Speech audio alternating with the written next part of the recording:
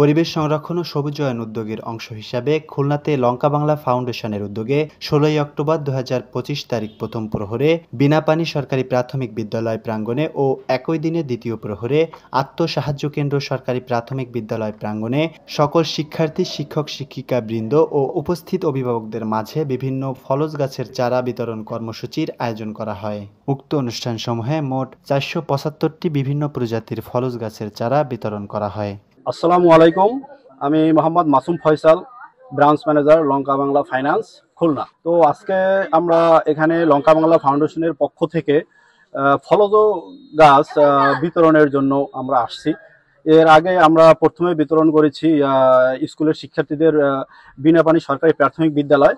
ওখানে প্রায় 290 জন শিক্ষার্থীদেরকে আমরা ফলজ গাছ বিতরণ করেছি। তারপর এখন আমরা এসেছি এই স্কুলে, এটা হয়েছে আপনার আত্মসাহায্য কেন্দ্র সরকারি প্রাথমিক বিদ্যালয়। এখানেও আমরা প্রায় 160 জন শিক্ষার্থীদেরকে ফলজ গাছ বিতরণ করেছি।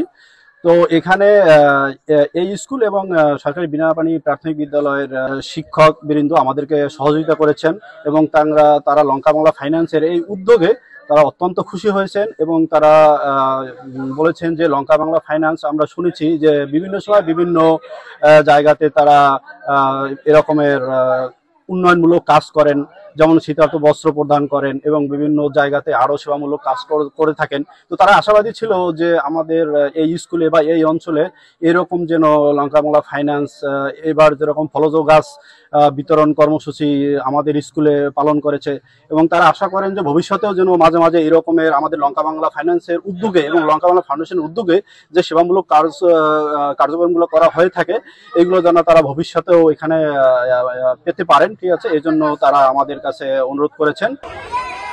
লঙ্কা বাংলা ফাউন্ডেশন দীর্ঘদিন ধরে সামাজিক দায়বদ্ধতার অংশ হিসাবে শিক্ষা, স্বাস্থ্য, পরিবেশ ও সমাজ কল্যাণমূলক বিভিন্ন কার্যক্রম পরিচালনা করে আসছে।